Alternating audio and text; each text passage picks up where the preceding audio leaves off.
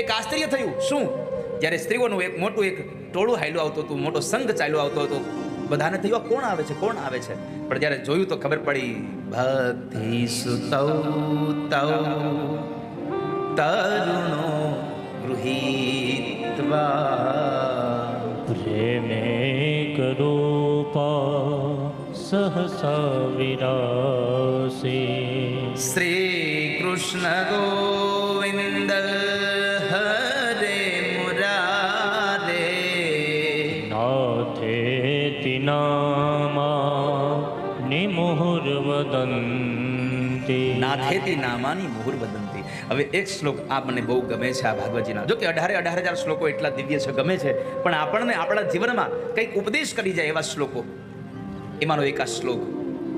જ્યારે ભક્તિ મહારાણી હજારો સ્ત્રીઓને સાથે લઈ અને સત્સંગમાં જાય છે, ત્યારે એને શું કર્યું? ઘરેથી નીકળે અને કથામાં જાય ત્યારે શું કરવું જોઈએ એનું આપણને અહીંયા ઉપદેશ આપ્યો છે.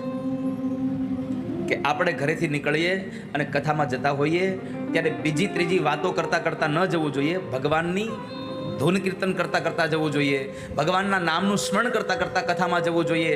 હવે તમે વિચારો કે જો ઘરેથી નીકળો અને કથા મંડપ સુધી પહોંચો ત્યાં સુધી પણ ભગવાનનું ભજન કરવાનું કીધું હોય, તો અહીંયા એમ કહ્યું છે કથામાં આવીને મૌન ધારણ કરીને બેસી જવું જોઈએ. કથામાં માણસે બોલવું ન જોઈએ, કથામાં સાંભળવું જોઈએ.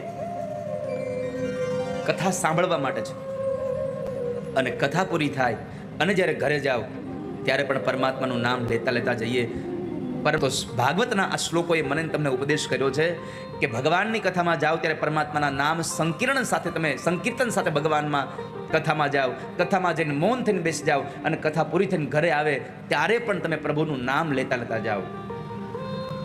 શ્રી કૃષ્ણ ગોવિંદ હરે મુરારે હે